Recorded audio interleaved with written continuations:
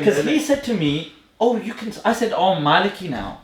And he said, oh, you can study Maliki Fiqh there. That was a blag. That was a blag. Amazing, because that was a flag. But it actually worked out like that.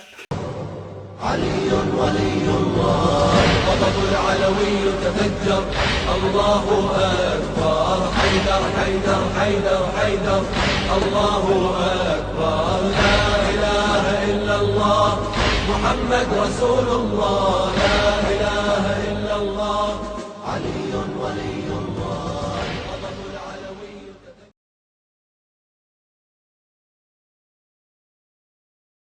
What's up? Thank you for inviting us today and having our team here. Most welcome, you know, we watch a lot of your work. We appreciate a lot of things that you say, and we appreciate the adversity that you bring.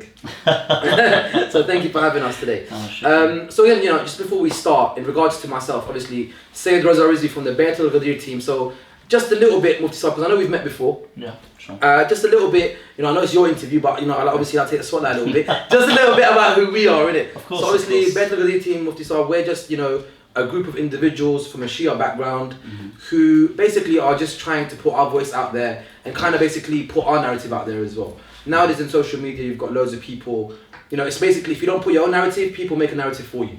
You don't put out your narrative, people will be able to put a narrative for you. So we're just trying to represent, at the same time have intellectual discourse with other ulama, other speakers, whether they be Muslim, whether they be from our own ummah, non-Muslim, just spread the message of Islam that's, you know, core, that's authentic to the core, but that promotes tolerance, but at the same time has a healthy difference of opinion at the same time that can be respected. So based on that, so Mufti Sahib, obviously we've come here today to come see you. I've got a couple of questions for you. I would say I want to start off by asking you in regards to a little bit about yourself, because Mufti Sahib, you know, we see a lot of you. For me personally, what do I see of you is, you know, I just see this modern kind of Mufti on Mufti Night Mondays with Mufti, and everyone you say to me, oh Raza, ask this guy a question, go on and ask him, he'll answer anything. So that's what I got to know of you. Okay. But in regards, I think a lot of people would want to know, and I would definitely want to know, about your actual credentials. You know, where it is you studied, your background. You know, I think, you know, those ones, looks can be deceiving. So sometimes it's good to show people that, listen, don't worry about how big my beard is. Yeah. You know, tell us a little bit about yourself, Mufti Sahib. Okay, inshallah. Well, first of all, shukran. I mean, I appreciate the whole, just the opportunity to bridge, of course, generally. So I think that's very important.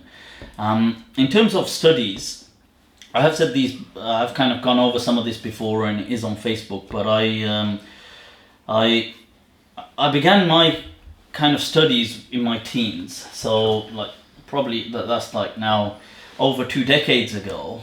Wow. So when I kind of began, and so I studied initially just locally here in Birmingham, in the UK, some Arabic, stuff like this. Then I travelled, I went to Damascus, Syria. This was probably around 97, going into 98, that kind of time back then. How old are you, Mufti Sahib? I actually left here just as I turned 18. Wow. At the time. So I was 17 when I was studying Arabic here, stuff like this, and then just as I kind of turned 18, I set off to Damascus. So I was there probably about a year and a half. Wow. And then I travelled to, so there I enrolled in some of the ma'hads, some of the kind of institutes they had, Jamia Damascus University, we did some courses there. Some private teaching, Hanafi Fiqh. It was at that point I kind of became Maliki. Yeah, because that's another interesting that, you know, being from the Indo-Pak subcontinent, you know, meeting someone who's from the Indo-Pak that's a Maliki is always like, huh? Yeah, I mean, at that we're used to you either, so, you know, if you're Shia, you're Jafri, or you're Hanafi, right? No, obviously, exactly. There's no Maliki that you have, right? I had 1-2 teachers from here that were Maliki. I mean, Sheikh Sidi Iqbal, who's still an amazing teacher, still around.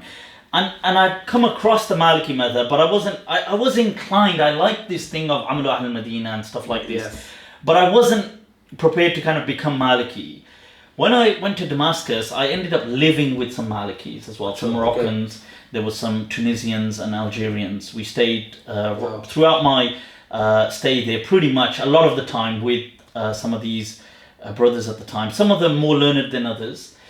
This also kind of, it was an opportunity, I don't know, because I was inclined that way, and I thought, And at the time I was thinking of, I wanted to memorize the Quran. Wow. So I got this, it's interesting because I had no intention of memorizing the Quran first. And I was just wanted to study some books, and I was studying with one of these guys. He was Tunisian, and I said to him, "Can I go through some Asbab al-Nuzul?" Obviously, later on you realize Asbab al-Nuzul it's not really authentic anyway. But I mean, at the time, obviously, I don't really know. So I said, "Can I study with you Asbab al-Nuzul?" And so I was studying with him, and I remember he just said something, and it's amazing sometimes somebody can just say one thing and it can just hit you. Like maybe it's just that you're kind of, I don't know, your frame of mind at the time, or your, because he just said to me, like, we're going through and he's kind of like a bit half-hearted, and he's kind of reading through, he's explaining, and then he just said to me, look, the thing is that, he said that at the end of the day, because I said, oh, what verse is this, what is it? You know, like I was asking about that, and he said, look, he said, to be honest with you, if anybody who really wants to understand this deen, or wants to be a true, like an alim of this deen, he would have to memorize the Quran. Wow. And he just said it, like, obviously, I don't even think he was a hafiz himself, but maybe he was memorizing, but he just said it, you know, like sometimes you just say something, and it just hit me, that I thought, bloody hell, you know what, it's got a point, like, so I said, okay, I'll memorize the Quran, I want to memorize the Quran. And you know, and at that age, to think of starting at that age, normally, you know, from what I know about traditional methods, you start young. You do. And I'm saying young, I mean like as little as... 10, 11, 12. And by the time they're 18, 19, their hip is like that. Yeah, so at that point I began in Damascus, and I was doing other studies as well, but it was very difficult because in Damascus there were no institutes for memorizing the Quran, nothing like that. So somebody then said to me, I was thinking of going at that point to, that I know what I'll do is I'll finish some studies here, I'll go off to Sudan. Somebody had said to me, why don't you go to Sudan? Wow. And they've got like an awesome, so I thought, okay, that sounds, you know, they said it's very traditional and stuff like this, Arabic speaking. And this also kind of encouraged a bit of that leap towards the Maliki, because I was already inclined towards Maliki Fiqh. And I thought, well, since I'll be studying in Sudan, they're Maliki anyway, this is a great opportunity to kind of just embark upon the Maliki Fiqh. And so I started studying it beforehand. I started kind of like going through, so I got some, I think there was Hamza Yusuf kind of courses available at the time. I think they were kind of all just... Hamza Yusuf, when you listen to that, yeah, so he had like... when you listen to him, there's there's no comeback once he had, really. I don't know if they're officially published now, but he had something on the 5 pillars of Islam and very detailed courses with some Mauritanian sheikh. And so I went through them and I started this whole thing. I was living with Malikis, but for some reason the Sudan thing didn't go through because the political climate at the time, Clinton had kind of done the bombing and stuff like this, and so they were refusing visas to any Westerners. And it was really interesting because when I'd gone there, the guys were so helpful. You know, the consulate, when I went there and I told him, because he asked me, why do you want to go to Sudan? Obviously being, British, being Pakistani. He said, what the hell do you want to do in Sudan? So I said, I just want to memorize the Quran. And you know, he was so shocked. Like, he said, you know what, he paid for my whole application and everything, the consulate guy did. And he said, like, he was just really, I don't think he totally didn't expect that. And he said, he covered the costs and everything, but eventually it didn't go through because of the Clinton thing at the time. So then I thought, well, somebody said to me, look, go to Pakistan. I was like, nah. Pakistan, in Pakistan, the Indo-Pak, their hifz, the way they learn. Yeah. I don't know if they understand, like, forget about obviously tafsir, but their hifz is... Yeah, they don't mess around with it. To be honest with you, they don't mess around with it. I think it was an amazing move in hindsight. At the time, I was very reluctant. I was like, nah, I want to just stick to an Arab country. I want to do this, I want to do that. You know how you are at that time. You're thinking, nah, I don't want to go to Pakistan. But then I met this guy, a Deobandi alim actually. He'd come back from Karachi and he stopped off in Damascus for like just 1-2 weeks. And we ended up just meeting somewhere and we just went out, had, just chilling out, having some food. And he actually said to me that, look, why don't you consider going to Pakistan? And I said, nah, man, not. And he said, look, I've studied there for so many years. And he said, I think you'd actually really like it. And so I said, you think so? And he said, look, you won't get any of these hassles, any of these struggles because you're Pakistani, you're British. Yeah.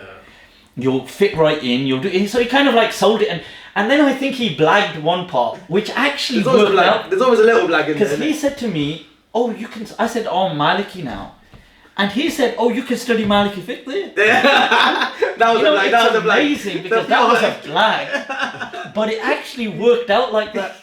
No way, you actually did, Because I actually did study Maliki Fiqh, so it's.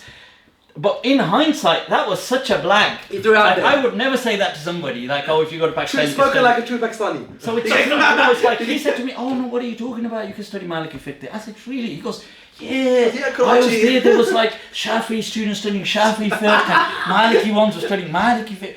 So he obviously. He gave me that. I was like, all right. He put the masala on top. So I went to Pakistan. I went to first Islamabad, which was because his advice to me was, look, don't go to Karachi first because you're still like you're Western, Yeah, and it's man, really they kind of get like quick. polluted, and it's the hustle and bustle, and he goes to me, I don't know if you're ready for that, but he goes, look, go to Islamabad first. Settle into Pakistan, slowly. and then if you want, move to a city like Karachi. So I actually did take his advice. So I went to Islamabad. I went to Pir Karam Shah's madrasa. Wow. Right. So and that was another, I think, an amazing. Is it Zial? Yeah. So Zial Ummah. yeah, I mean that's his. That's what he's known as. Yeah. But his madrasa, this was his main kind of. Pir Karam Shah Al-Azhari. Al-Azhar. Yeah. So his main base is in Bera Sharif, which is in Punjab, and this Islamabad branch of his is the second. It's where his son Pir Amin al-Hasanat Sahib would often visit and stuff like that. But they had an amazing, and they still do, an amazing sense of tolerance. Yeah, I noticed that amongst them lot specifically. Even to whether it was dealing with, let's say, any of the other groups, whether it was the Ahlul Hadith, the Wahhabis, the Deobandis, anybody, they would always say, like, Hamare bhai jo hain, like our brothers, or like this. In all their lectures, you had Maulana Zia Mukhtar Sahib there at the time. He was in charge. He was like the kind of successor to Pir Karam Shah Sahib, and he was running the madrasa. So in his lectures, he would always speak like that, very respectful. And he would actually, once there was a lecture where one of the guys, because the students used to give, so in this madrasa they had books and hifz, like the alim course and hifz. So some of the guys would give, this one time somebody gave a bit of a heated speech against like Wahhabis and stuff like this. And he actually told him off. Like he said to him that, he said, look, but he kind of just said to him in a nice way, like after he said, look, don't be like that, like because like refer to them as our brothers and refer to them as, he said, like say that they've got a misunderstanding, but don't be like he said, don't kind of be like this hate speech kind of thing. I think that is very important. And this going into like the late 90s, early 2000s, think about it, back then. Now there's a bit more of a culture of tolerance. Because now it's more of a culture. Now it's fashionable. Now it's like oh yeah, you're a very tolerant guy. Yeah. So but them days to be tolerant was you're this not. is the peak of like the Taliban and all that kind of era going on. It's not like a timid time. So he was like, and I stayed there. I did hifz there. Alhamdulillah. That was really, they gave me a great opportunity. One thing they were really good about. Because I used to speak to them in Arabic a lot of the time, the other teachers that were taught books and stuff. And see, one of the things he actually said to me, one of the guys is, I think he's still there, he was like a senior, like a deputy of the whole madrasa. So when we got there, he interviewed me. So I had no idea he's the senior because he came out in this, I'm really judgmental now, like proper like a bigot now. So he came out like dressed really like, like I thought, who's this guy? Like he had like a different colour shalwar on, different colour like tatty kameez on, like some hat like just hanging off there. I thought, I'm gonna be wrong. I thought he was some kind of caretaker. Becoming so simple. Because I thought like, who's this? Because he goes like, oh, who are you guys here for? Okay, come this way. And he kind of walks us into this room, and he goes, "Here, sit in this room." So I thought he's some kind of guy who just take care of the, like he's a big guy though, like So then what happens is he leaves us there. So we said we want to speak to like the Muhtamim or somebody who's in charge, and we've come from. So then after a while he pops his head back in as anybody comes. So I said no. So he comes in, sits down, starts talking. So I said to him, "Oh, have you studied and this and like?" You have no idea. Like at that time you were like an idiot as well, and you just asked him. And he said, yeah. He said, I've studied. So I was like, okay. So I thought, okay, maybe I still had no idea he's How in big he charge. is, yeah, I yeah. thought maybe he just works in the madrasa. He's like a graduate himself. So I said, yeah. So he said to me, what do you want to do here? Like, and so you speak Arabic. So I was speaking to him in Arabic. Okay. So he goes, okay, what do you want to do? I said, I want to memorize the Quran. So he goes to me, how old are you? So like at the time, I think I was 19 going on to 20 or like about that age. So he goes to me, he goes, you're way too old. Yeah, you see, See, just like what you'd said about earlier. the young, they start Like, young in he goes to Pakistan, me, they you're don't way mess too around. old to memorize the Quran. You get So I wasn't heartbroken, I was offended. Yeah, like, So I thought, who the hell are you? Because I don't even know who he is. So I said that, I had that right. This is your opinion. It doesn't mean anything to me. I was actually like that, and I said to him, Allah says, وَلَقَدْ يَسَّرْنَا الْقُرْآنَ لِلذِّكْرِ فَهَلْ مِن مُدَّكِرٍ. Who are you? So he nice little entry there. He just started laughing. And he just goes, "Putra, okay. putra." He goes, Koni Putar, I'll show you who I am later on. I'm going to be signing a So he just kind of like laughed it off and everything. And then, like I got a bit, you get a bit cocky. And so I said to him, okay, let me test you on something. I started testing him. See, looks can be deceiving. When I look back, I think, bloody hell, man, what was I doing, man? Looks can be Yeah. deceiving. So I think back sometimes. Now if I think of that, I'd like just hang my head in shame. But I said to him, let me test you on something. So he was like, okay. So I tested him on something, I can't remember now, something on Arabic. And he actually got it right. I was quite impressed. I was like, what the hell? So then I was like, okay. Then he tried to test me on something. So anyway, whilst this is going on, this other teacher comes in, he takes us away, and then they go, fine, you can enroll here, it's all good and everything, no problem. And I had conditions. I'll go, look, my condition is that every day when I do hifz, I have to be given a certain amount of time to go sit on my own. I want to go through the tafsir, I want to go through this. I said, I'll do it on my own, I bought my books. But, I want I said, I want permission for this. Like, I don't want you guys to say, like, later on, what are you doing and stuff like that. So they could see I was serious. So they go, look, fine. They go, you can actually use our library. They had like a little Ustad's library. Wow. They go, look, anytime you want, you can use that. You'll have permission to sit separately after, a certain portion of the day and just do your revision. Then I realized as I became part of the madrasa, damn, that guy was not only like the deputy, but everybody feared him, like nobody spoke in front of him.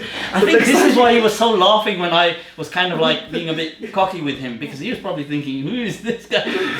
But later on I realised, like, what the hell was I doing? Next time you saw him, you must have been like, oh, like... Yeah. So I mean, that was a really good time there. I did that hifz, I did it with the tafsir. I used to go through every day. What I'd do is, like, my sabak, I'd go through the, like, let's say this is my page. Yeah. So I'm gonna go through any of the words I don't understand first in a vocab book. Then I had this other book, that was a simple book. Then I had this one, I had an English one as well, which was written by an Orientalist, just of difficult words in the Quran. Yeah. Then I would go through that, I had that dictionary, there's somebody called Raghib al-Asfahani, so I had his on just the words of the Quran. Then after that I would read the translation of Abdullah Yusuf Ali, just to see that, have I understood? And then I would go to their library, and they had, I would resort to, they had Tafsir ibn Kathir, which was quite basic. They had Ruh al-Ma'ani, which was a bit better. They had one, Tafsir al-Mazhari, which was actually quite... Yeah, I think so. Yeah. But it was quite interesting. It was an interesting kind of tafsir. So this kind of stuff, and they had like one other, something like that, and I used to just blend them, and that was really good. So I did the hifz there. After that, then I went to Karachi. Wow. And enrolled on, and actually in between I went back to Damascus. I took ijazah in the Quran because that's something I really wanted. It's actually weird because when I was leaving Damascus to go to Pakistan to do hifz, I came across, Mufti Mangera, Abdurrahman Yusuf, isn't it? Abdurrahman Yusuf Mangera. Okay. Years later I met him again. He's written that book on Hanafi Fiqh, and Deobandi, kind of British Deobandi kind of guy, scholar. So years later I met him again, and I reminded him, but he couldn't remember it. He said, like, I don't remember. Where did you meet him in Damascus? So I met him in Damascus towards, like, as I was on my way, like as in the last few weeks or maybe the last month or something that I'm getting ready to leave. Now, he had come over and was gaining an ijazah in the Quran. So he was one of the first people to tell me about this, like, oh, and he had an ijazah, so he had this really big certificate. Like they just made it really big, so it's like this, it's like massive, kind of like A3 size, yeah. So he was in Damascus University, and I said to him, "What's that?" And he goes, "This is an ijazah in the Quran." So I was like, "Okay," and he goes like, "Basically, I've gone to this sheikh and I've read the whole Quran to him." And I was that stayed in my head that I'd like something like that. You understand? To kind of, and then I actually even studied some Hanafi fiqh with him, believe it or not. So, which he can't remember. But you did. I did actually, at his place actually. I used to go to his house and study for a few weeks there. But then, so that was always in my mind that I want that. So when I finished my hifz, I went back to Damascus. And so you finished the whole hifz, you actually... So I finished the whole hifz. Alhamdulillah, I finished it in, less than a year. So that was, I had this kind of principle that, you see, I did all the kind of the nafal and the dua, and in all honesty, when I began hifz, I really struggled on the first, maybe the first week or so, and it was maybe it's an age thing, though. Yeah, maybe I think it's an age thing, and also the fact that, I don't know, like I was, in all honesty, I was kind of a bit struggling, and the teacher could kind of sense that, and you know, may Allah bless him, he was very encouraging, to be fair. You didn't get no hits? No, they never hit me at all. The back home thing that way. They used to beat the hell out of the other students. Honestly, and once, you know, I was there, like in the first or second day. I think it was the second day. I'm not trying to get no madrasa closed down right now. Beat the hell out of Go easy. Not trying to get no madrasa closed down. He just saw the look of horror on my face. Seriously. He was like, because I was sitting right next to him, and he just had this. He was beating them. I was just like, awful. And he could just see my face like this. And so what happened? We had a break for breakfast. Like, so the way they would they'll start about 5:30 in the morning till about 7 something, and then you go for breakfast for about half an hour. So I was just so he said to me, okay, everybody going off to break, and he said to me, okay, you can sit back. He goes to me, look, he goes to me, wait, you studied before, haven't you? I said, yeah, I studied in Damascus, and he goes, okay, mashallah. He goes, you speak Arabic and everything. He did. He goes to me, did they used to, because he noticed like I was a bit like ready, like what the hell is he doing, man? So he goes to me, did they used to beat students over there? Trying to normalize it. So I go, nah, not really. Not really. I never really saw anything like this. He goes, welcome to Islamabad. You know what it is? He goes to me, yeah, Pakistani qawm hai. He goes, this is how they learn. Because they're nice people over there, Arabs, and he goes, you're Pakistani qawm hai. That's okay, our parents told us. He goes, this is how they can only learn. He goes, trust me. He goes, I don't mean it in any disrespectful way. He's actually being very serious. He goes, like, I'm doing them a favour. They just don't know it yet. They'll appreciate you when I'm older.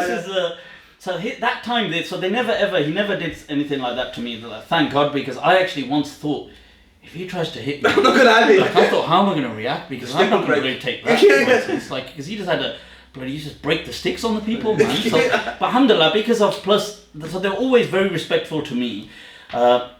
So I did that kind of, his name is, Hafiz Abdul Hamid Saab. So the thing is, after that I got my ijazah in Damascus. So do you still have that ijazah now? Yeah, so I still have the ijazah. I mean, it wasn't that. But yeah, you never got that big one. It was on an A4. But you still got it though. But I got it. I went and I read the whole Quran to the sheikh. I remember the sheikh. Yeah, because the sheikh actually said to me, he passed away. He passed away before this thing in Syria. May Allah bless him.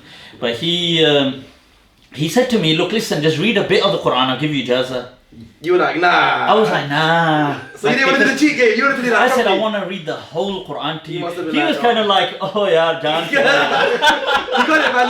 You got it. He was like, no worry, I'll just give it to you. I was like, nah, I want to read the whole Quran to you. So you had it So what we'd do is it took me about 2 months to read it to him. Wow. So I'd go, because some days he couldn't make it, for example. Some days I might not be able to make it. So like that, whenever I'd go, I'd read a juz or just under, and then we'd, like that. That was the whole thing, and we completed it all.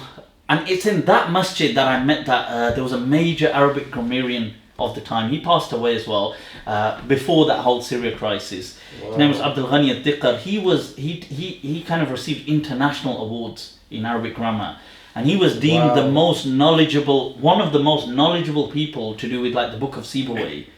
in that era. Like he had awards from Saudi and all these places, and he used to just chill out in this mosque.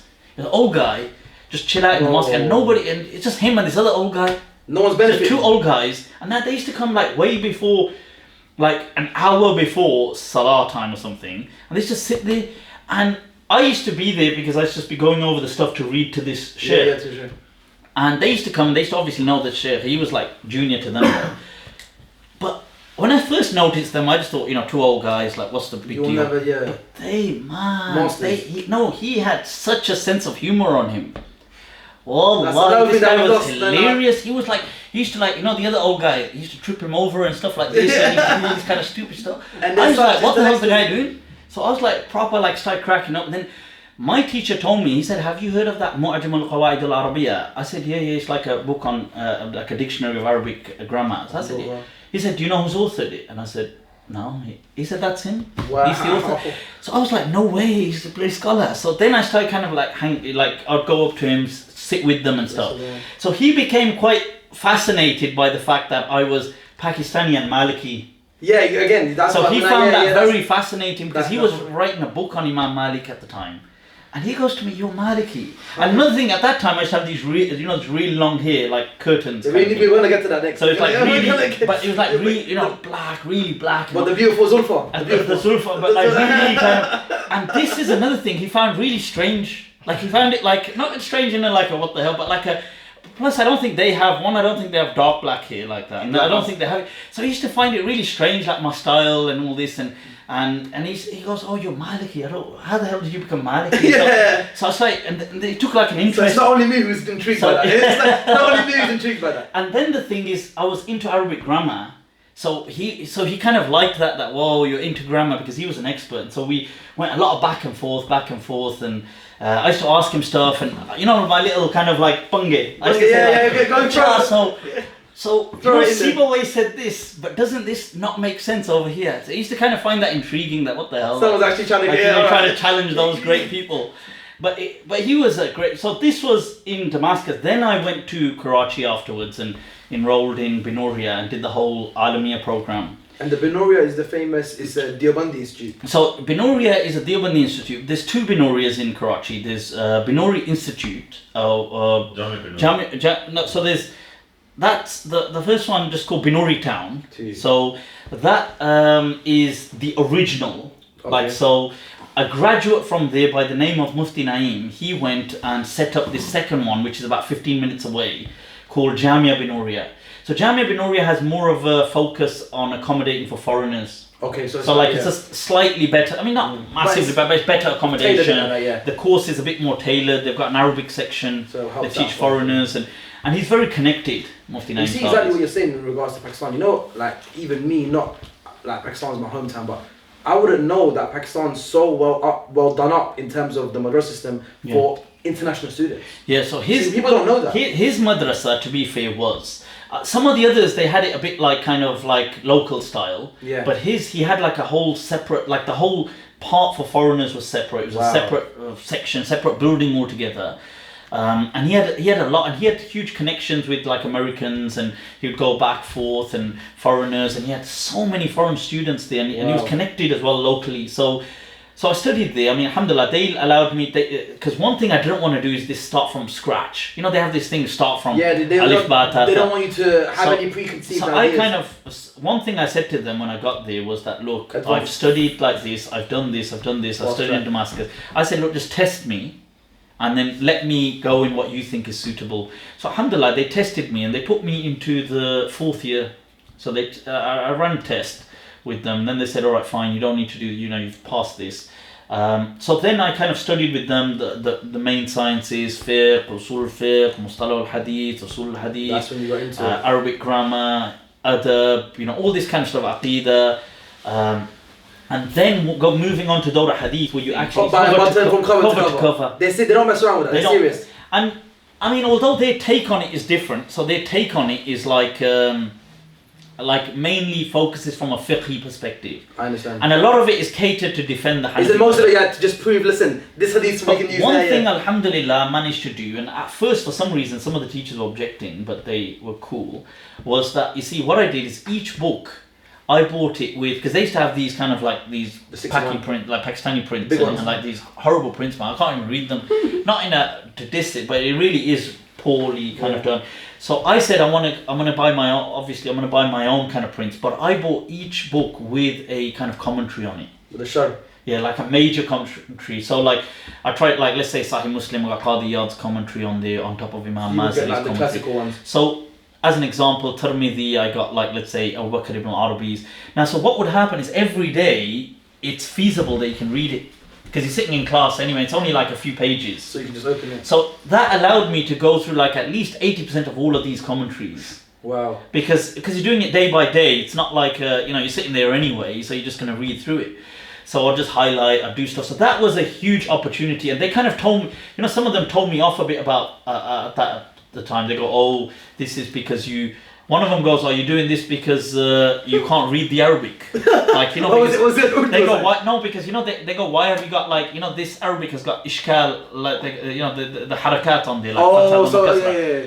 So I go to them. By the way, just this, we're going to come on to your Arabic because there's going to be some questioning raised about your Arabic as well. Seriously, okay. Because I actually then, How much? I said I will read for the whole, the book for the year, like one of the books. So I took up Sahih Muslim. I used to be the reader in the class. So our class had about just under 90 students. So I was the person that used to read the book. Because my Arabic, I used to just speak in Arabic to the teachers. Like I was like I wasn't like, so I said, when they said that to me, I just laughed. Like I said, like, my Arabic, like, and the funny thing is they would try to quiz you on, like when you're reading, like, I'm this. So I'll just be like, because I used to in fact, one of the things I kind of regret a bit, I mean, I say regret, but is that I used to have a huge fascination, like an obsession with Arabic grammar.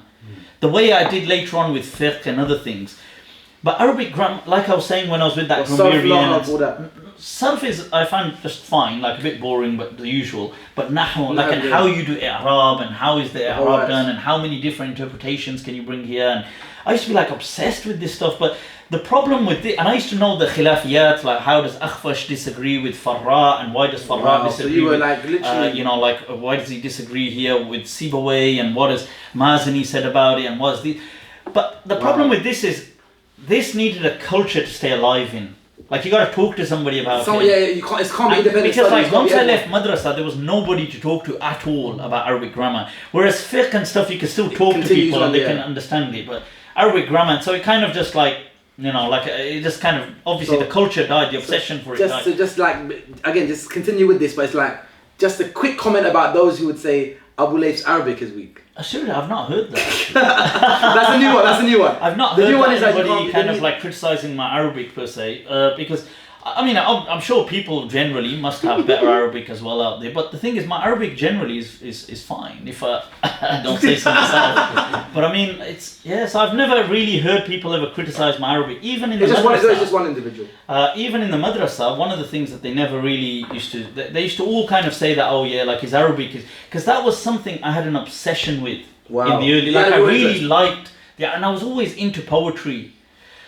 Even though I preferred, maybe I find Urdu poetry in many ways better than, in some ways than Arabic poetry. That's because the non-Arabic poetry was from the classic times. And in the classic times, they never dealt with the concepts modern poetry deals with. So like the way Urdu... because this is more recent. So their poetry is mainly all about like either war or stuff like, I mean there is other stuff as well, like about alcohol and stuff. But because this is more recent, it touches on recent concepts, so it's more... Who's your favourite Urdu poet? Urdu, oh my god, man, that's such an awesome question. I would say, because I need the whole subject for this. Like Urdu poetry, I think really, if I could encourage people to get into something, like especially if they're from a Pakistani or Indo-Pak background. Ghalib, I think you can't. I would have to begin with giving tribute to obviously Mir. Obviously being, Mir was called Khudai Sukh. And by the way, you do realise I'm bringing this up because some of them were Shia. They were Shia. I was actually quite surprised when I learned that years ago. Most people don't tell you that. They tell you that later. When I read up and I read that, then they said, oh, they're Shia. I was like, how are they? When you have that shock, you're like, should I still be reading this? Now the thing is that Mir Taqi Mir, obviously they called him the god of Urdu. Yeah. And he was like, obviously, so you gotta begin with Mir Taqi Mir. There is no, you can't really compare with. In fact, there's an interesting I was just the other day looking at this. He has like this touch on. Yeah. I suppose bringing evolution. Some people argue bringing evolution into it. He says, "Mat sahal hame jano." Like, don't take me lightly. Yes. You know, like, don't think like I'm something like, you know. Mat sahal hame jano. फिरता है फलक बरसों तब जाके खाक के पर्दे से इंसान निकलते हैं. And this, I know most people in the room are thinking this, like he says, like, you know, like I know this. it's interesting, like he I know a little says bit. like you see the way you look at this, because he begins by saying don't take me lightly, that phirta hai falak barson, that the now this could be understood in a few ways, either that like time revolves so much, or humans have been going around for so much. So you can take it. You could take it in either way. That's the तब beauty. जाके खाक के पर्दे से इंसान निकलते हैं. Then you come out So of. after it takes so much to make a human an insan. Wow. You understand? That, you know, what is it? As Ghalib said, "Admi ko bhi muyassar nahi insan hona." You know, like not every person is truly an Is insan. this where your Monday night with Mufti you keep doing Urdu poetry? Now I know where it comes from. After every run, Mir is after like, every rebuttal, you give the sweeten it up. You give and it a I little. love the way they could challenge. You see, they could challenge religious stuff. But get away with it. But people kind of like, they had that, like take a look at Mir's one line where he says, "Mir ke deen o mazhab ko kya poochte ho unne to," like, what do you ask about Mir's religion? Kashka khencha, you know, like the Hindu thing, the tilak. Kashka khencha, Deer is a temple, Deer mein betha, kab ka tark Islam kiya. Like, he's abandoned Islam a long time ago. But this is the, like... But they would get away with it. But he wasn't Muslim, he wasn't... A lot of the poets, like, they were scholars at the same time. They were, by today's standards, they'd be... And Ghalib, you've got to pay tribute to. Ghalib, yeah. Ghalib, you know, it's like, I like somebody said, they said, because, you know, if you like a bit of attitude... Yeah, he was that guy. It's true that attitude to sirf Ghalib ka hi tha. You know, it's like, somebody said, "Baki sab to bas koshish hi kar rahe the." Yeah, everyone was just trying. They were just trying, like, the man was a don, like, he has this line which kills it, you know, because he has this line that where he says, "Poochte hain wo ke Ghalib kaun hai," that they say, that they're asking who is Ghalib. Ab koi batlaye ke hum batlaye kya. Why? Because the thing is, I've never had to introduce myself. Everyone knows it. Yeah, everybody knows it. You know, there's always people around me introducing me. He sounds like he's your kind of guy. He sounds like he's your kind of guy. He sounds like Teach me, sensei. He seems like he's your kind of guy still. So I mean, I love poetry, man. So this was the kind of thing. So in Arabic as well, I mean, it's good as well. I do love some of Arabic poetry, but I've not found the same buzz, because today in Arabic, what they start to do is they start to freestyle, no longer on the meters. Yeah, there's no. And I just find that like a cheap version. Yeah, you're like, it needs to be this. Yeah. It's So I mean, these were generally, as I was saying, my kind of studies there. I graduated there. I did my iftar, my Mufti course, after doing the Alim course. That was another 2 years of Mufti training, and we trained under who was Mufti Abu Layth. He was one of the main students of Mufti Taqi. Mufti Taqi Osmani? Yeah, so he was one of his key students. In fact, he had authored, like, put together some of his kind of books on iftar and stuff like this, and so he was like one of his proteges, and so he was the Grand Mufti for us. So we graduated under 2 years of study with him, and it was at that time that there was I mean, it's not at that time, but there was in that madrasa a Tunisian Maliki Mufti. Now this is where I was saying, the guy who blagged it. He made it. You know, wow, like, you think about it, you know, like, there's that hadith that inna lillahi ibadan, that, you know, there's certain people, if they take an oath, Allah will just make it happen. Hey, you know, we use that. You know, it's like, you know, because that was such a blag, I found out later on. But when I went to that madrasa, they happened to have a Tunisian Maliki Mufti who'd come to Pakistan. He'd done studies in Pakistan as well. Wow. But then Tunisia messed up, like, politically, so he couldn't go back. So he was just living in the madrasa, and he just got a job there, so he used to teach in the madrasa. So now I would often resort to him, and when it came to the Mufti thing, I said, I want to do the iftar, I'll do the Hanafi thing, but I want to do the Maliki thing. So that by that time you were already like, oh, listen, I want to learn both. Oh, I'd already been studying Maliki Fiqh, You were studying it, and then carrying on my own. And in the madrasa, they used to teach Fiqh al-Muqaran, like you go through all the madhabs, because we were in the foreigner section. Of course. So most of the students were like Indonesian, Thailand, this, that. So they're from different places. So they had to teach it comparatively. Now, so in Ifta as well, and Dawra Hadith is comparative as well, although they always big up the Hanafi, but they have to teach comparatively. And then all the commentaries I was going through were mainly Maliki. So I had like Ibn Arabi, Qadi Iyad, Ibn Battal, you know, all these people. The big guys, yeah. Obviously Ibn Hajar's Fathul Bari as well and stuff like that. But so in Ifta, Ibn Hajar was a Shafi'i, yeah. But because of his famous commentary on Bukhari, I didn't go through the whole thing, but I went through at least some entire volumes, chunks of it. Yeah. Now, so in Ifta, they allowed me to run that syllabus with them, remove some of the Hanafi books. So they kept like the Ibn Abidin and a few. They removed like Ashraf Ali Tanwi's book. There was Ashraf al-Fatawa, whatever. And so they said, okay, or Imdad al-Fatawa, I've forgotten now what it's called. Yeah. But they said, okay, that's fine. They said, but you can Imdad al-Fatawa. So they said, you can remove that. We'll keep the Ibn Abidins. We'll keep some of the modules that keep rotating. And you can put in the Maliki syllabus will be set by Sheikh Mufti Salim. So he set me the Maliki thing. And then, so that actually did work out. So but it was such a fluke. No, but if you went back to that guy and said, oh, so you know when you said it, you know he'll be like, yeah, I told you. He'll be like, yeah, I told you. I knew the guy was there. It's amazing because there was no way on earth that was going to happen. So, but it did. I'm good opinion of it. Alhamdulillah, man. It's like, but he blagged it with so much confidence. That he just spoke like a true Pakistani, innit? Spoke like a true Pakistani. You know, there's that, what's his name? You're speaking about poets, there's that June Ilya. He's another guy I like quite a bit. And so he says that Shayad मैंने मोहब्बत कभी की नहीं, that maybe I've never even loved, मगर यकीन सबको दिलाता रहा हूँ. I let everyone know. Kind of like, so the thing was that finishing the by the way, at this time, how's your? Remember, I want to get into your dress code and that thing that was. Yeah, so at this time, how's your vibe? That's a good question, you know, because you see, for the Pakistan standards, they used to consider me a bit like out of sync, a bit. But a bit of a like, ask that same question again, we can edit that out. Yeah. Right, so, I know you guys had a flow going, yeah. But it'll be better because the brothers came in as well. Okay, so in regards to the looks. Oh, yeah, the looks. Yeah. So now this is what I'm saying. So when I was in Pakistan, by their standards, obviously I wore shalwar kameez. So it's not that, but by their standards, so for example, my shalwar kameez would have colours, as an example. This sounds so petty, but they were against colours. Huh. They used to say that, so I didn't understand this because they go to me, like one of the teachers kind of flipped at me and so he said like, what the hell is your dress? And I didn't understand what the hell he was talking about because I thought... Imagine they saw you now. Now they just probably, you just pass straight away. You just have a heart attack with that. And thought, wow, for a collar, you know. So I didn't understand what was he going on about. He was like, what the hell are you trying to fix his dress? So I was like...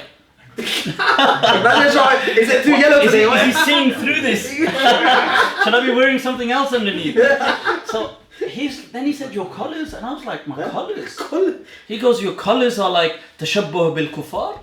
Oh, they're hardcore. I thought, like, what the hell? They're hardcore. I thought, what, my colours resemble the kuffar? What kind of drugs are you on? Anyway, I got into this argument with this teacher once because I said, look, what the hell is that? Like, what is this nonsense? This is shalwar kameez. I'm in Pakistan. Everybody wears shalwar kameez.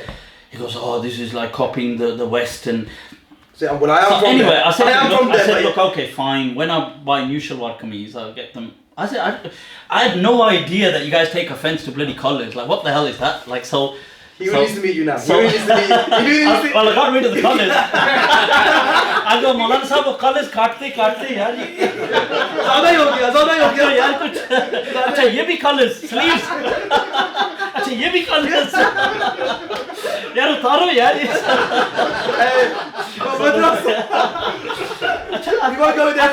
I think you guys are chill. Like, well, we were good at. So the thing is, so some dress code, like they had issues with my style of it. At the time I used to wear glasses, like these funky glasses. I used to, like, you know, these blue tint with silver frame. Wow. So they used to be like those kind of bit of those rock style. So they used to find a bit of like what the hell's wrong. So they did have some issues, but it wasn't that. But in Dawra Hadith, I wore an imama. You were imama. But generally, I didn't. But in Dawra Hadith, when we studied Hadith, I kind of wore that imama and stuff. And they had an issue with me trimming my beard, but it wasn't like the way it is now. It was. It's probably like probably a bit shorter. Yours, I suppose, comes round. Just the style was a bit different, but the length was probably like Similar. that kind of length here. So would I have made it? yeah, so, no, because they could tell that's trimmed. Oh, So this is was what it like they a beard check when they used to come to you? No, so what they do is they do the beard check when the exams start. Yeah, these lot are So to hardcore, get man. entry into the exam hall, they do a beard check. So I used to like kind of scruff up my beard. Yeah, try and make that extra volume, Kind of like extra volume, yeah, extra like, volume. make it look all scruffy. Like And then any pass. actually get entrance. And so they actually caused an issue once. They had these external invigilators. So I did this one exam, and on the 5th day, 6th-day exam, on the 5th day coming out, he barred me from the exam, disqualified me. I was like, wow, like what the hell? It does take So a lot. he doesn't goes, your beard? I was like, what's wrong with my beard? Because obviously this was on the way out, so I hadn't really made the beard look all done the scruffy. little tricks. Because the exam was like about 5 hours, so you're sitting in the exam for about 5 hours, you come out. So this was just one day left now, it was a 6-day exam. And he goes, oh, come here. So I said, yeah. He goes, oh, your beard is trimmed? So I was like, huh? Like, he goes, Try and play it dumb. He goes like, I tried to play You try and play it dumb. I knew you That did. didn't work. You try and play it dumb. I first tried playing dumb, you know, huh? He goes, no, He's like, no. that one ain't working. That ain't working with me. Then bro. I was like, oh, you know Oh, this. you mean this bit? I'm from the UK and I went home recently, and you know in the airport there's issues sometimes, so they told me to neaten it up. Tube like. He goes, nah, man, no. That one neither. I've got relatives in UK. That's what he goes, I go to the UK, I go to Manchester or something, and You were like, he well, goes, Manchester's different. There's more Pakistani. I go like, and then I go to him, then I thought, okay, if all else fails, fall Maliki. back on the Maliki. I knew that.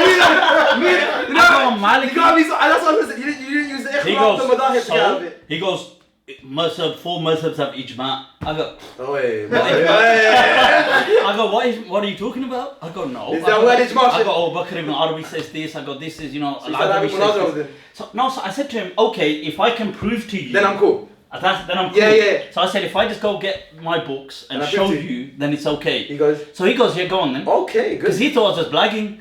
So I just went to my room quickly, Yeah, he came goes- back with the book. They don't know the Maliki position back home. He goes to me, get lost. He goes to me, get lost, disqualified me. I thought but he did disqualify me from the exam. I was like, blood. So even though you proved your point, oh my god. But I mean, I had to resit that exam later on, so I resat it and stuff. But I was like, what the hell, man? This kind of... But this thing, so they had issues with me then. Obviously, now I'm like totally off the rails for them. Now you're a rock star. But now they just totally wouldn't notice me. But at that point, they had issues like, why do you trim your beard? And I used to be like, nah. Then I said to one of the teachers, I go, you know what it is? I had an operation. There's a new one. That was so funny. Because he goes to me, I'm going to chuck you off the thing. So I go, you know what it is? I go, can I have a word with you? Oh, you trying to get the tone I changes. go, It's like, I go, okay, I don't know how to say this. I Not I went back and I go, I don't really want to do this, but I had an operation on the beard. So he goes, operation on the beard? I go, I don't want to do it, honestly. It's just like, they're just pressurizing me, and I just like, go on then, it's not going to work, but it worked. He goes like, what's the operation? I go, I don't know, they did this laser thing, they kind of put this out. And just throw it away. laser, and then I go, so what you have is you have a hair follicle, and I go, and then He switched off from there. He switched off from I go, there. you have a root Switched which off the from hair there. grows from, and then you have a nourishing kind of like He's part. gone. He's gone. So the nourishing parts He's allow gone. the hair to kind of grow, and the other part allows it to be sustained. He goes, it's pitch and so my they hair. kill off the growing part. And he goes, it's pitch I understand my what I'm saying. The guy goes, It's pitch my he goes, don't, they can't do that. I go, technology. I go, it's British technology. I go, they've come up with all this stuff. I go, they can stop people snoring, they can do all this kind of stuff. You're fully blagging it. So he goes, What's up? Based on this. Based on this. I had to do tawbah for that. Yeah. Lie. Right, so... Based on this, like the look thing, especially linked to that. Obviously, I want to just the time with the looks is that what I see in regards to the way you look now. Yeah. compared to like, I was, you know, obviously man's watching a couple of your videos. Sure. When I've seen it, the way you look, like your whole libas. Oh, yeah. Yeah, so libas is not too much of an issue Okay, because like you sure. said, ulama, tulab, they wear different things. One day I might wear shawar kameez, one day you might have an imam, that's all fine. But you see the way you wear as a person, Yeah. or what you would say your personality. Yeah. There's a video of you looking serious with Very the you know, somber. with the beautiful curtains. Yeah, yeah, Like, yeah. so you're looking It like used a to bit be longer than that, Yeah, but so yeah. it's like even your whole perception and your style is so Yeah. serious. You see, the thing is that So I'm like, how I does think someone that's change? a very good question, you know, Said. So I appreciate that because a lot of people sometimes they say that why is it in this clip you're like all like this and what, and then they've got their theories. How I've do I got mess my up? theory, but I won't say it. I'll let you say How do it. I mess up right along the way? So obviously Satan got the better of me. That was one theory, So but the- yeah, go. But you know, I won't say that. Look, there were a few things. I think even then, like even in my mother. First of all, I was quite fresh back from the madrasa. That was my first ever kind of public speech. Full on. I think it was just early 2005. You're or like something. very I just passionate. come Man. You're not back. just watching that; it's a bit scary. And like, I was very you're so passionate about like, yeah. seeking knowledge. Like, you made me feel like rubbish about myself. Yeah, like that. When I watched that, I was like, I don't. And you know, the other thing is that, you see, I still had that kind of humor side to me because I think that I've always had that. But I had this, like, you know, you this narrative complex that when you give a speech, like this You is what have you to be a always certain see. way, yeah. Like when you're in a certain context, you must behave in a particular way. Yes, this. And I too was just a part of that then because this is all I'd ever known. So would you So say I that knew- after that speech, the camera went off? So I'll give an example in that actual speech because when I'd come back to the UK, I started teaching Arabic shortly after I was here, like probably within a few months. And I had students as well. So some of the students came to that, that lecture, and they actually said to me, and I can remember this, they said like, what? They said like, we've never seen you that serious, ever. So it's not only me then. Because they said that at the end of that speech, and I just kind of laughed it off. But you see, when you're programmed in a particular way, Yeah, this is what I'm that look, when you're in a particular place, you must be somber, and that's because and this is the thing to do. Like you can't be joking. This ain't a place to joke. I mean, you might crack one subtle joke, but you're not allowed to joke and laugh. And you must wear a hat. You must do this. It's that outlook. So, I think like I naturally just conformed. It was, you know, this whole thing of change like that. Probably from today is about 13 years ago. Wow. Yeah. Now, along the way, like when I came back, I did other things. Like I studied. I went to Birmingham University of Birmingham. I enrolled on a teaching degree. I took a degree in psychology. The degree in psychology I did part-time. It took me about 6 years to complete. You enjoy that. studying? I actually, See, I that's don't know if not I do, really- but I yeah. really liked psychology. The teaching thing I think was more just practical. Like I thought, well, I'd like to get into something professionally at the time. Obviously teaching's a nightmare. But nevertheless, the experience was really good because what it did was it put me in a context where people were teaching religion. So one, we had to look at philosophy of religion. We had to look at different theories, questioning religion. Opened your mind up. This opened my mind a bit. Another thing that massively opened my mind as well was some of the tutors. Honestly, we had these tutors. There's Jeff Teese was one. There was Grimmitt he was a really popular guy for RE. But the respect they had for religion, Wow. wallahi, blew my mind. Wow. Like I couldn't fathom that a non-Muslim would respect religion and religious artifacts with that much sanctity.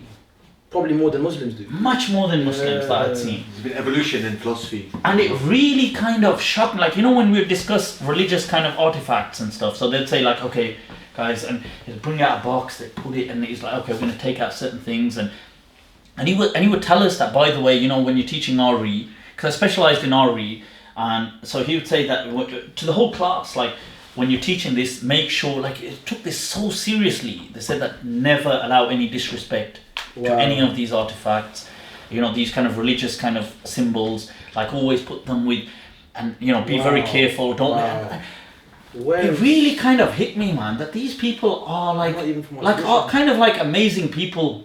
You know, they're not like how we have this image of this kind of like hateful image towards so we don't all, but some people have like a hateful image towards like non-Muslims. But they They like, had I was so just much really respect. like wowed, you know, like this really got me thinking. Better other than some Muslims have. They have like huge. Honestly, I was so like till this day, I'm really kind of That had wowed a by big shape in your the way he had that kind of respect towards the Islamic, and not just Islamic, other all religions. Sikh, Hindu, All religions. whatever. Like he had this great sanctity that look, and they would say this is hot stuff. Wow. You got to be very. That's what they would say, and you got to be very. And then that kind of the discussions we had. The way when I asked them questions, it got me thinking, like, it really made me think. And then, like, I went through courses on philosophy of religion. Oh, yeah. I went through. I remember finishing a few courses on this. Really, kind of got like, my mind went through bloody some kind of like major melancholy. Like it had this huge cognitive dissonance, psychology. I always kind of loved the brain and mind. So when I studied psychology and when they were showing things and then I'm just trying to be true to myself that look, and one thing that really helped me, ironically, this is interesting, this is an irony. One thing that really helped me was the fact that I didn't have religious kind of, I wasn't, like my family were never religious. And my network, like I was never in a religious kind of structure. I'm with you. Because when I came back from my studies, I really hated this, if I'm going to be honest. Not hated is a wrong word. Like I felt really kind of sad and kind of let down. Because all my friends, when they came back, they were straight delivering a khutbah. Their family had arranged for them to be in this masjid. Wow. His family had arranged for him to give a khutbah the Wow. next Jummah. They were fully... He had, and I was like the only one who had like nothing. You were like... And I felt kind of like really kind of saddened by that you know, like my family really ain't a part of the, That society, they're not that's really taking interest in that kind of stuff, and neither were my friends that I knew at that So time. you were like, where do I So I was just like on my own. But this, little did I know at the time, this was to become a major strength. Because that allowed me then to question things. It allowed me to move away from views. Because I had nobody to kind of condemn me. Because if my family, imagine my family were, let's say, Deobandi. Now I started changing. They would start being like, what They the would have put you in hell? Or imagine they were Brailvi and now I started questioning things. Or if they were Salafi. They would have put you in... Yeah, they would have like boycotted me or like but because they were completely disinterested.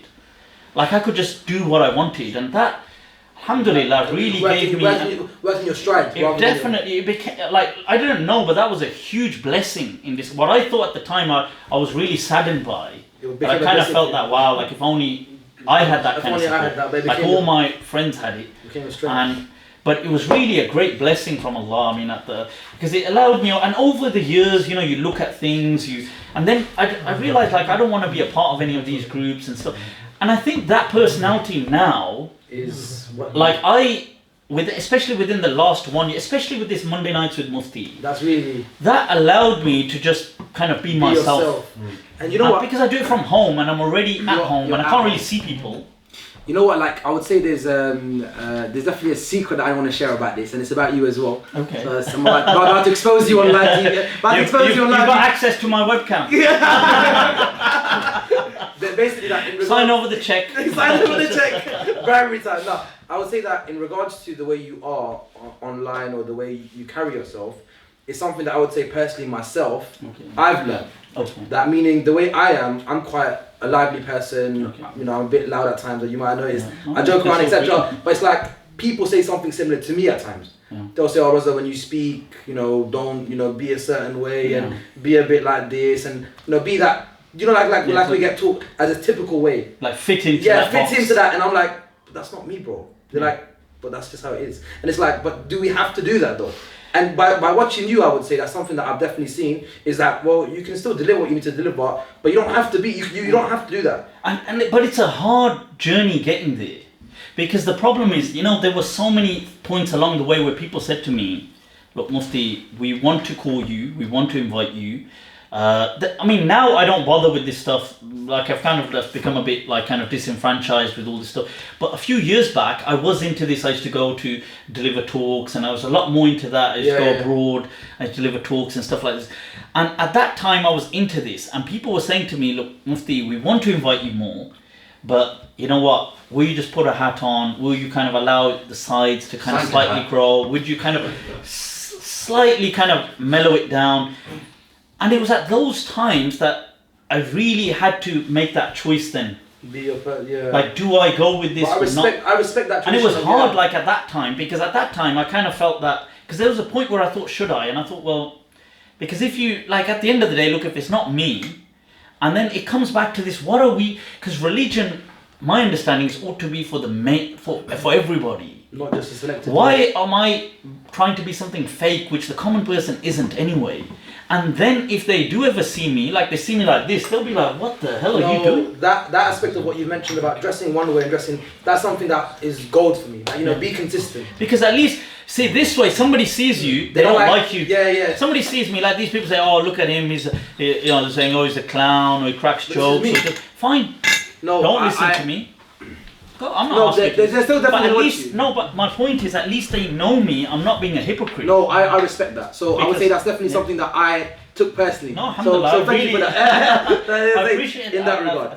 I think now, in regards to your education now, would you say, because I want to move on to the other question. Sure, of course, that's generally covered. And I think this was I mean, this is it's a bit different. It's a bit different. Yeah, it's very different. But it's a good opportunity, because I think a lot of people sometimes have these questions about me. Like they think like, oh well, because fake mufti. It's like they don't even realize what you studied. This pseudo, and I think like, well, I don't understand. Look, because I studied for years on end. I memorized the Quran. I studied all the Islamic sciences, the key sciences. I took tests in them at least 3 times a year. I passed them. I actually had top grades. I studied the books of hadith from cover to cover, the main books. At least the 7-8 top books, there's Ummahat al-Sitt, including the Muwatta, including Abu Ja'far al-Tahawi's Sharh Ma'ani al-Athar. I was tested in them 3 times. I took positions, like top 3 out of the entire class of 90 students. I mean, it's not like something, I went on to do iftar, I passed the exams, I went through a graduation ceremony. It's not like, my point was, yes, no, people don't need to accept what I'm saying. That's fine. Like, don't take away my credentials. But don't take away my credentials. But does it mean that I'm fake? Meaning, say whatever. Just don't take away my hard work. That's what. Yeah, I'll put that work in. Or just be genuine. Like if you're a doctor and you say, look, I've got research, and I say, well, this research of yours, I don't agree with it. Oh, so I bet your degree is fake. Yeah. It's like, well, I don't think that's how it works. That's how it works. No. So definitely. So I think that was definitely very interesting. Yeah.